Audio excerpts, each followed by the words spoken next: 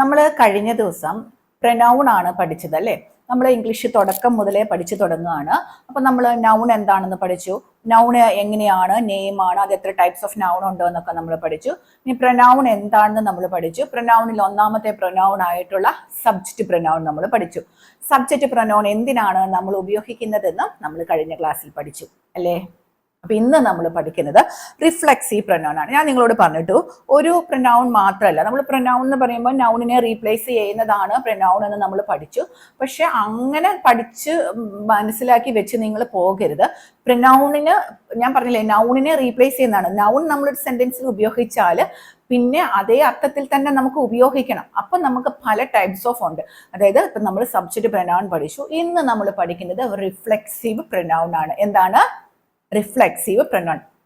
അപ്പൊ നമ്മുടെ ക്ലാസ് ഇപ്പൊ കേൾക്കുന്നവർ പ്രത്യേകം ഓർക്കുക, നിങ്ങളുടെ കുട്ടികളുണ്ടെങ്കിൽ അവർക്കൊക്കെ ഈ ക്ലാസ് കൊടുക്കണം കേട്ടോ. ഗ്രാമർ മുഴുവൻ കവർ ചെയ്യാണ്. പതിയെ പതിയെ സെന്റൻസ് ക്രിയേറ്റ് ചെയ്യാനൊക്കെ നിങ്ങൾ പഠിക്കും കേട്ടോ.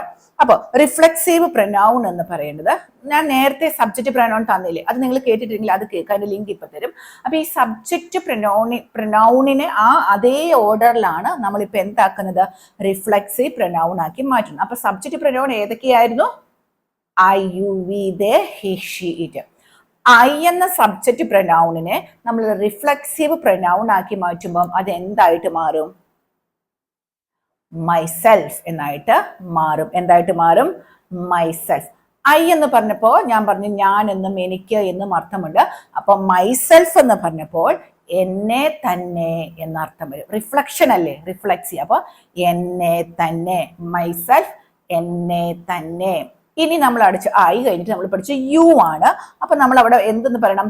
ഈ റിഫ്ലെക്സീവിനകത്തെല്ലാം എന്തുണ്ട്? സെൽഫ് എന്നുണ്ട്. അത് നിങ്ങൾ അങ്ങോട്ട് ഓർത്ത് വെക്കുക. അതൊരു ക്ലൂ ആണ്. സെൽഫ്. അപ്പൊ യു എന്നുള്ളത് യുവർ സെൽഫ് എന്ന് പറയുമ്പോൾ അന്നേരം അർത്ഥം എന്തായി മാറും? നിങ്ങളെ തന്നെ.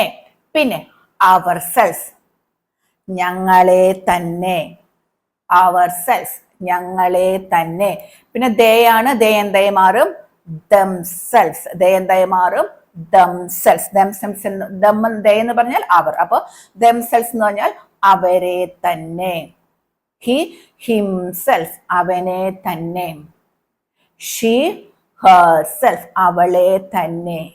it, itself, ഇതിനെ തന്നെ അല്ലെങ്കിൽ അതിനെ തന്നെ. ക്ലിയർ ആയോ? myself, yourself, ourselves, themselves, he എന്ന് നമ്മൾ പറഞ്ഞല്ലേ, himself, herself, itself. അപ്പൊ ഇത് നിങ്ങൾക്ക് ക്ലിയർ ആയല്ലോ. അപ്പം റിഫ്ലെക്സീവ് പ്രനൗണില് ഈ സബ്ജക്റ്റ് പ്രനൗണിന്റെ ഈ സെൽഫ് വരും എന്നുള്ളത് നിങ്ങളൊന്ന് ഓർത്ത് വെക്കുക. ഈ പിന്നെന്താ പറയാ, സ്പെല്ലിംഗ് ഒന്ന് നോക്കണം കേട്ടോ. സ്പെല്ലിംഗ് ചെറിയൊരു വ്യത്യാസമുണ്ട്, നിങ്ങളത് നോക്കണം. അപ്പൊ റിഫ്ലെക്സ് എന്ന് പറയുന്നത് തന്നെ നമ്മൾ ഒരു റിഫ്ലക്ഷൻ അല്ലേ. അപ്പൊ അത് നിങ്ങൾ ഓർത്ത് വെക്കുക. എന്നെ തന്നെ, പിന്നെ എന്താണ്? ഞങ്ങളെ തന്നെ, പിന്നെ നമ്മളെ തന്നെ, അവരെ തന്നെ, അവനെ തന്നെ, അവളെ തന്നെ എന്നൊക്കെ ഇങ്ങനെ പറയാനാണ് നമ്മൾ റിഫ്ലെക്സീവ് പ്രനൗൺ ഉപയോഗിക്കുന്നത്. അപ്പോൾ ഇപ്പോൾ നിങ്ങൾ ചിന്തിക്കുന്ന ഒരു കാര്യമുണ്ട്, ഇത് നമ്മൾ സെന്റൻസിൽ എവിടെയാണ് ഉപയോഗിക്കുന്നത് എന്നുള്ളത്. ഏറ്റവും പ്രധാനമായിട്ടൊരു തെറ്റ് ഞാൻ പറഞ്ഞു തരട്ടെ.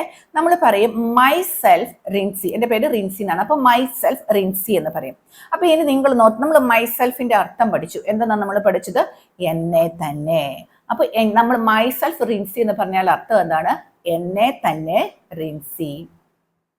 അപ്പൊ അതുകൊണ്ടാണ് പറയണത്, അങ്ങനെ നിങ്ങൾ ആരുടെയും മുമ്പിൽ എന്ത് ചെയ്യുക, ഇൻട്രൊഡ്യൂസ് ചെയ്യരുത്, തെറ്റാണ് എന്ന് പറയുന്നതിന്റെ കാര്യം. അപ്പൊ മൈ സെൽഫ് എന്ന് പറഞ്ഞാൽ എന്നെ തന്നെ റിഫ്ലക്ട് ചെയ്തിട്ട് പറയുന്ന രീതിയിലാണ്. അപ്പൊ ഇത് നമ്മൾ സെന്റൻസുകളിൽ എവിടെയാണ് ഉപയോഗിക്കുന്നതെന്ന് നമുക്കൊന്ന് നോക്കാം. I hurt myself. I hurt myself. ഞാൻ മുറിവേൽപ്പിച്ചു. myself, എന്നെ തന്നെ. ഞാൻ എന്നെ തന്നെ മുറിവേൽപ്പിച്ചു. അപ്പൊ I hurt myself. ഞാൻ എന്നെ തന്നെ മുറിവേൽപ്പിച്ചു.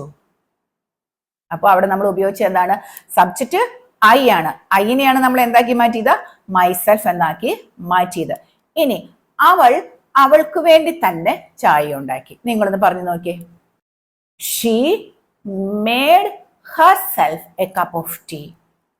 She made herself. ഷീ ആണ് നമ്മുടെ സബ്ജക്റ്റ്, പ്രൊനൗൺ വന്നത് ഹെർസെൽഫ് ആണ്. പിന്നെ അവിടെ ഹിംസെൽഫ് എന്നല്ല. She made herself cup of tea. അവൾക്ക് വേണ്ടി തന്നെ ഉണ്ടാക്കി. അവിടെ നമ്മൾ ഉപയോഗിച്ചത് എന്താണ്? ഹെർസെൽഫ് ആണ് ഉപയോഗിച്ചത്. അവനെ തന്നെ ഇംഗ്ലീഷ് പഠിപ്പിച്ചു. He taught himself English. അവൻ ടോട്ട് പഠിപ്പിച്ചു അവനെ തന്നെ. ഹിംസെൽഫ്. He taught himself. അവനെ തന്നെ പഠിപ്പിച്ചു. He taught himself. സബ്ജക്റ്റ് എന്താ വന്നത്? ഹി ആണ് വന്നത്. പ്രൊനൗൺ വന്നത് എന്താണ്? ഹിംസെൽഫ് എന്നാണ്. We prepared exam. അവിടെ നമ്മൾ എന്തായിരിക്കും കൊടുക്കുക? Ourself. അപ്പൊ നിങ്ങൾ ഇതിനകത്ത് നിന്നൊക്കെ എന്ത് മനസ്സിലായി? സബ്ജക്റ്റ് എന്താണ്? അതിന്റെ തന്നെയാണ് റിഫ്ലെക്സീവ് പ്രൊനൗണും വരുന്നത്. വിക്ക് അവർ സെൽഫ് എന്ന് വന്നു, ഹീക്ക് ഹിംസെൽഫ് എന്ന് വന്നു, ഷീക്ക് ഹെർ സെൽഫ് എന്ന് വന്നു. അത് നിങ്ങൾ ഓർത്തേക്കുക. സബ്ജക്റ്റ് എന്താണോ അതിന്റെ തന്നെയാണ് റിഫ്ലെക്സീവ് പ്രൊനൗൺ ഇവിടെയും വരുന്നത്.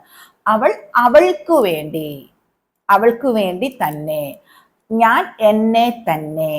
അങ്ങനെ അപ്പോൾ സബ്ജക്റ്റ് ഏതാണോ ആ സബ്ജക്റ്റിന്റെ തന്നെയാണ് റിഫ്ലെക്സീവ് പ്രൊനൗണും വരുന്നത് കേട്ടോ.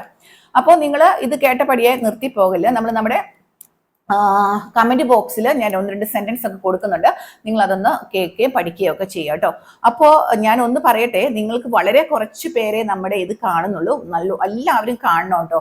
അയ്യോ ഇതൊക്കെ എനിക്ക് അറിയാമല്ലോ എന്ന് ചിന്തിച്ച് നിങ്ങൾ ഇരിക്കരുത്.